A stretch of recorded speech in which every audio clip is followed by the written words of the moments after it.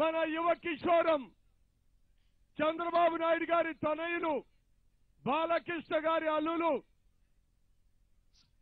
విశ్వవిఖ్యాత నట సార్వభౌముడు డాక్టర్ నందమూరి తారక రామారావు గారి మనవడు మన మంగళగిరి నియోజకవర్గాన్ని రాష్ట్రంలోనే ఒక ఉన్నతమైన నియోజకవర్గంగా ఏ సమస్యలు లేకుండా అన్ని సమస్యల్ని పరిష్కరించే దిశగా మనకిచ్చారు నారా చంద్రబాబు నాయుడు గారు. ప్రత్యేకంగా ఆయనకి హృదయపూర్వకమైన కృతజ్ఞతలు తెలియజేయాలి మనందరం. అదేవిధంగా గుంటూరు పార్లమెంటుకి డైనమిక్ పార్లమెంటు సభ్యులు ఆంధ్ర రాష్ట్రానికి అన్యాయం జరిగిన విషయాన్ని దేశంలో ఉన్న ప్రతి ఒక్కరికి అర్థమయ్యే విధంగా పార్లమెంటు సాక్షిగా ప్రతిధ్వనించిన గల్లా జయదేవ్ గారు పోటీ చేస్తున్నారు.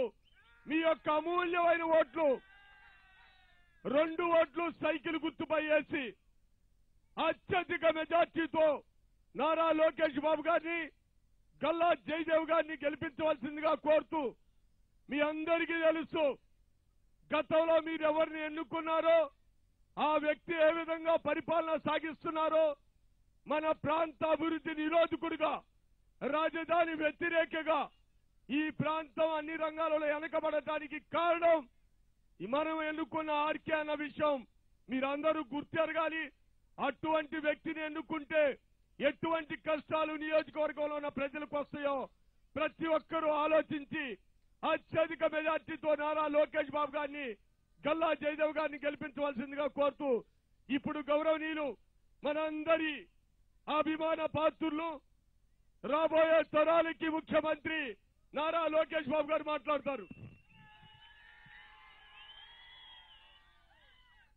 చిరంజీవి గారు ఇప్పుడు నాకున్న ఉద్యోగం పీకించినట్టున్నారు. అటు పక్కన గుంటూరు, ఇటు పక్కన విజయవాడకి కూరగాయలు ఆకుకూరలు అందించే తల్లి కుంచనపల్లికి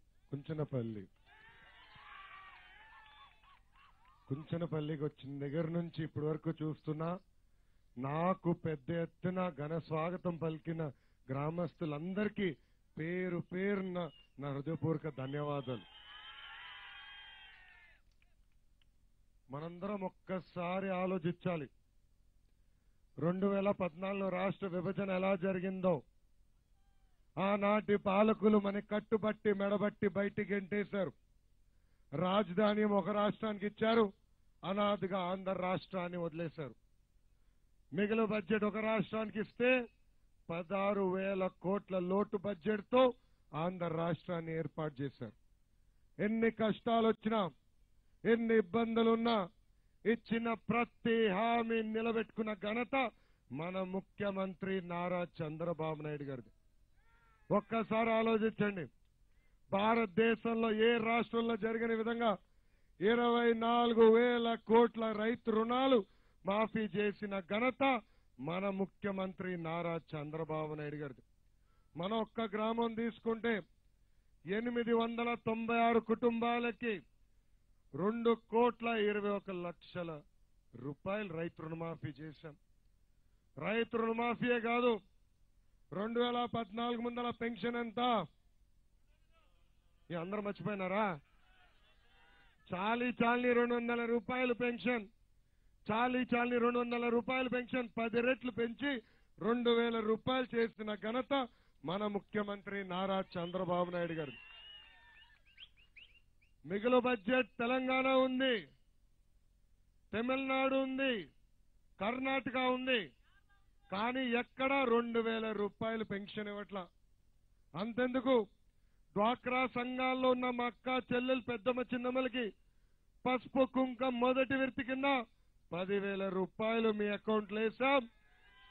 ఇప్పుడు పసుపు కుంకం 2 కింద 2 చెక్కుల ద్వారా 6,000 రూపాయలు మీ అకౌంట్లో వేసాం. తల్లి వేసామా? తల్లి అందిందా? 3వ చెక్కు 4,000 రూపాయలు కూడా ఏప్రిల్ 5వ తారీఖు మీ అన్న చంద్రన్న మీ అకౌంట్లో వేయబోతున్నారు. ప్రతిపక్ష నాయకులు చెప్పారు 2వ విడత చెక్కు చెల్లదని. చెల్లిందా తల్లి? చెల్లిందా? మాట ఇచ్చి నిలబెట్టుకున్న వ్యక్తికి ఓటేస్తారా? మాయ మాటలు చెప్పి తప్పించుకునే వ్యక్తికి ఓటేస్తారని ఒక్కసారి మీరు ఆలోచించండి. ఇంకో పక్కన 2014 కింద ఎండాకాలం వస్తే మనందరం కంగారు పడ్డేవాళ్ళం. ఎందుకని? కరెంటు.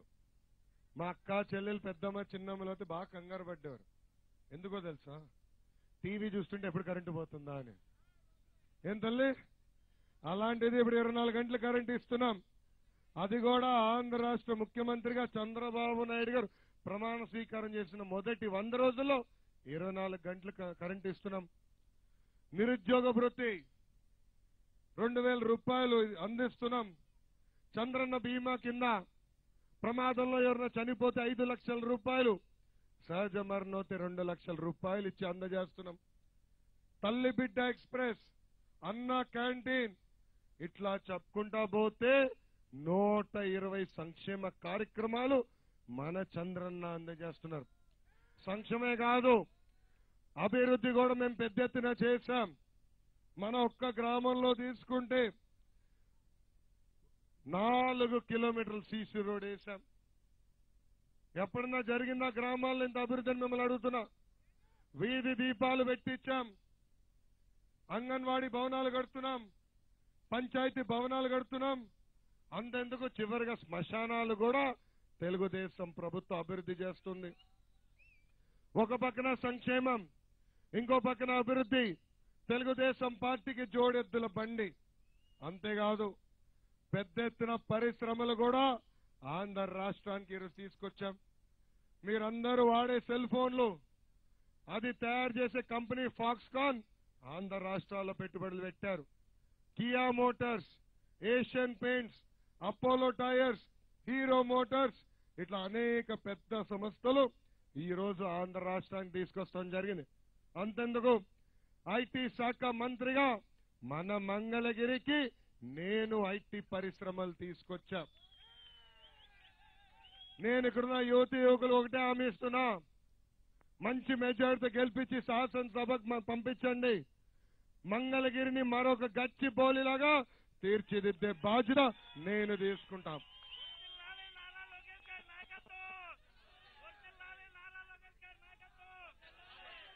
మొత్తం భారతదేశం ఈరోజు ఆంధ్ర రాష్ట్రం వైపు చూస్తుంది.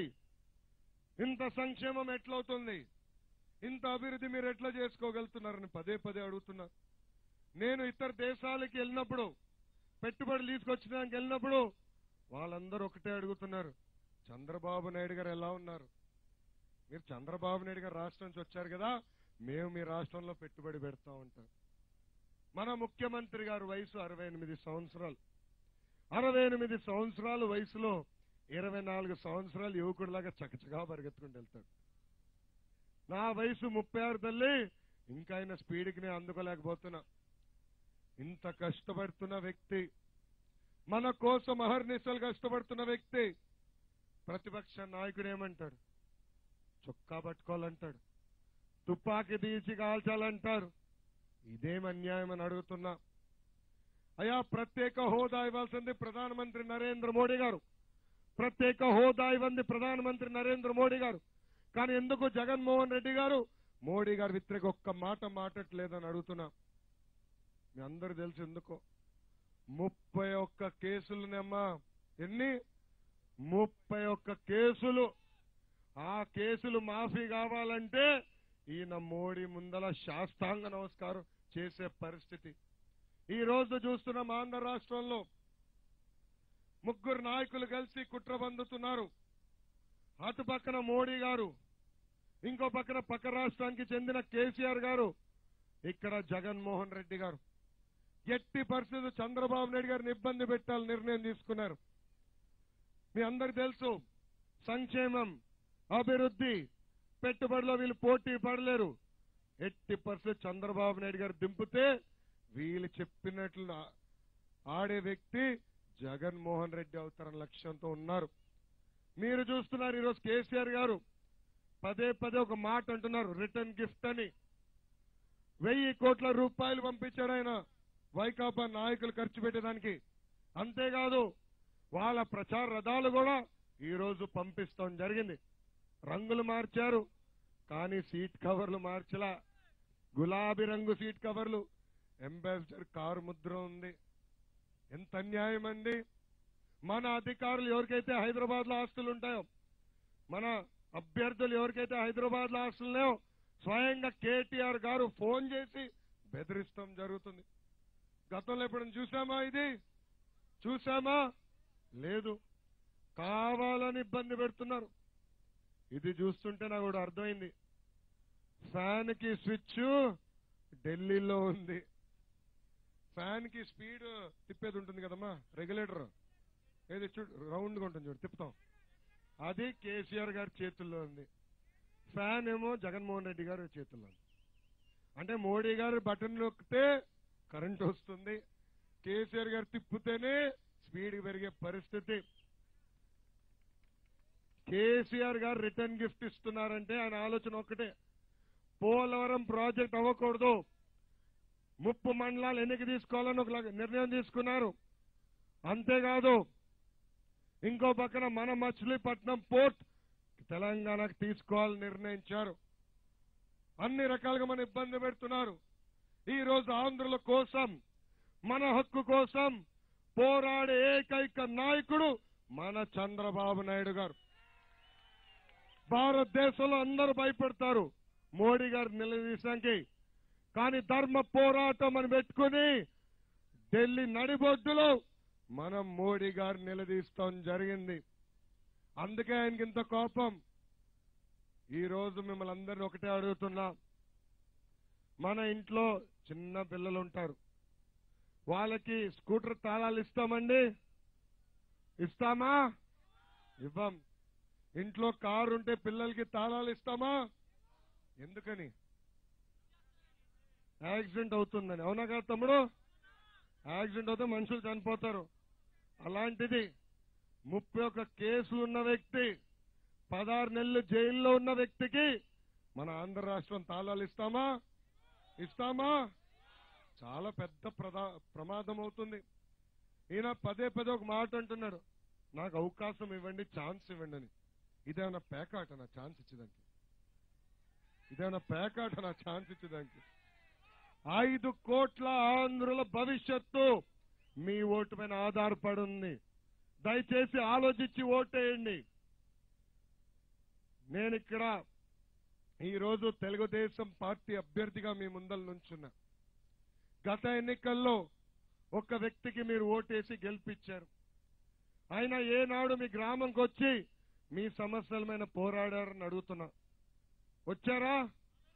పోరాడారా? మీ రోడ్ల గురించి అడిగాడా?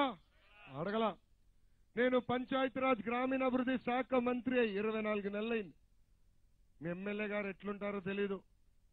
ఎప్పుడు టీవీలో చూస్తే కోర్టులో ఉంటాడు ఆయన. 275 కేసులు వేసారు. అంటే 365 రోజుల్లో 275 రోజులు ఆయన కోర్టు చుట్టూ తిరగాల. అలాంటి వ్యక్తి మనకు కావాలా? ఆయన ఎక్కడుంటారో తెలుసమ్మా మీకు? ఆయన ఇల్లు ఎక్కడుందో తెలుసా? ఎమ్మెల్యే గారు ఇల్లు ఎక్కడుందో తెలుసా? తెలీదు. మనం ఎక్కడుంటాం తెలుసా? తెలుసు కదా, ఉండవల్లి. 3 సంవత్సరాల నుంచి నేను ఇక్కడనే ఉన్నా. నా ఓటు మంగళగిరిలోనే, మా కుటుంబ సభ్యుల ఓటు మంగళగిరిలోనే. అంతెందుకు, ఆంధ్ర రాష్ట్ర ముఖ్యమంత్రి గారి ఓటు కూడా మన మంగళగిరిలోనే. ఆర్నిసలు మీకు అందుబాటులో ఉంటా, మీకోసం కష్టపడతా. మీకు ఎలాంటి సమస్య ఉన్నా యుద్ధ ప్రాతిపదికంగా పరిష్కరించే బాధ్యత నేను తీసుకుంటానని సభాముఖంగా మీ అందరికి హామీ ఇస్తున్నా. ఇంకో పక్కన ఇక్కడ మా కాపు సోదరులు చాలా మంది ఉన్నారు. ఆనాడు చాలా మంది చెప్పారు మీకు బీసీల్లో పెడతామని. చాలా మంది మాయ మాటలు చెప్పి తప్పించుకున్నారు. కానీ కాపు సోదరుల్ని ఈరోజు బీసీలో పెట్టిన ఏకైక నాయకుడు మన నాయకుడు చంద్రబాబు నాయుడు గారు. అంతేకాదు, ప్రత్యేక కార్పొరేషన్ ఏర్పాటు చేశాం, నిధులు కేటాయించాం, మిమ్మల్ని ఆర్థికంగా ఆదుకోవాలని నిర్ణయం కూడా తీసుకున్నాం. ఇంకో పక్కన ఎస్సీ సోదరులు కూడా సబ్ ప్లాన్ సక్రమంగా మేము అమలు చేశాం, పెద్ద ఎత్తున లోన్లు ఇచ్చాం. అంతేకాకుండా కులానికి పేదరికం ఉండదు. ఓసీల్లో కూడా పేదవాళ్ళు ఉన్నారు, వాళ్ళు కూడా ప్రత్యేక కార్పొరేషన్ ఈరోజు ఏర్పాటు చేసి తెలుగుదేశం ప్రభుత్వం ఆదుకోవాలని నిర్ణయం తీసుకుంది. ఇక్కడున్నా మిమ్మల్ని అందరినీ కోరేది ఒకటే, మా అవ్వ తాతలకి నేను మనవడవుతా, ఇక్కడున్న మా పెద్దమ్మ చిన్నమ్మకి కొడుకునవుతా, మా తమ్ముళ్ళకి నేను అన్నవుతా. ఆశీర్వదించండి, దీవించండి, భారీ మెజార్టీతో నన్ను శాసనసభకి పంపించండి.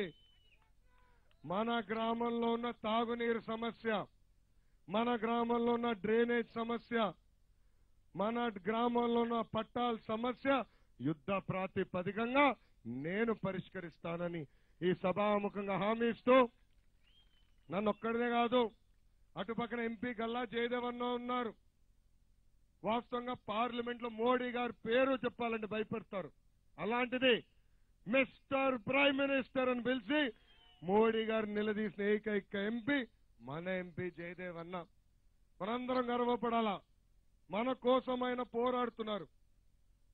అప్పుడు అవిశ్వాసం తీర్మానప్పుడు మాట్లాడుతూ అక్కడ మోడీ గారు ఒక మాట అన్నారు, జయదేవ్ అన్న చూసి నీ దగ్గరకు వస్తా, నీ సంగతి కూడా తేల్చుతానని. కానీ ఒక విషయం తెలియదు, జయదేవ్ అన్నం తాగితే ఫుల్ కరెంట్. బ్యాటరీలు తయారు చేసే కంపెనీ కదా, తాగితే షాక్ పెడుతుంది. అలాంటిదే ఆయన పైన ఈరోజు కేసులు పెట్టారు తల్లి. ప్రజాప్రతినిధులు మా పైన కేసులు పెడితే మేమేదో భరిస్తాం. ఇప్పుడు కుటుంబ సభ్యుల పైన కూడా కేసు పెడుతున్నారు. మహేష్ బాబు గారి పైన ఏకంగా జీఎస్టీ కేసు పెడుతున్నారు. ఎట్లా ఇబ్బంది పెట్టాలో అట్లా ఇబ్బంది పెడుతున్నారు. కానీ మేం భయపడాం. మోడీ గారికి ఇంకా కేవలం 45 రోజులు ఉంది. రాబోయేది కొత్త ప్రధానమంత్రి. 25కి 25 పార్లమెంట్లు మీరు గెలిపించండి. భారతదేశ ప్రధానమంత్రి ఎవరో మన ముఖ్యమంత్రి నారా చంద్రబాబు నాయుడు గారు నిర్ణయించబోతున్నారు. ఎవరైతే ప్రత్యేక హోదాతో పాటు విభజన చట్టంలో ఉన్న 18 హామీలు నిలబెట్టుకుంటారో వాళ్ళనే దేశ ప్రధానమంత్రి చేయబోతున్నామని ఈ సభాముఖంగా తెలుపుకుంటూ, బాగా ఆలస్యమైన ఇంత ఘన స్వాగతం పలికిన గ్రామస్తులందరికీ పేరు పేరున నా హృదయపూర్వక ధన్యవాదాలు తెలుపుకుంటూ నేను సెలవు తీసుకుంటున్నాను. జోహార్ అన్న ఎన్టీఆర్, జోహార్ అన్న ఎన్టీఆర్. చంద్రబాబు నాయుడు గారి నాయకత్వం, చంద్రబాబు నాయుడు గారి నాయకత్వం. జై హింద్. నమస్కారం.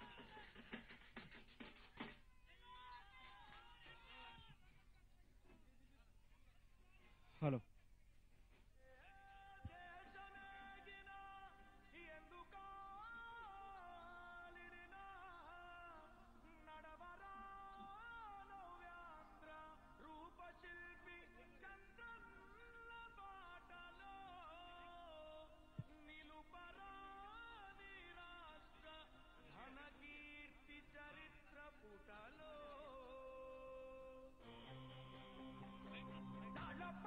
వెహికల్స్ లో సాంగ్ ఆఫ్.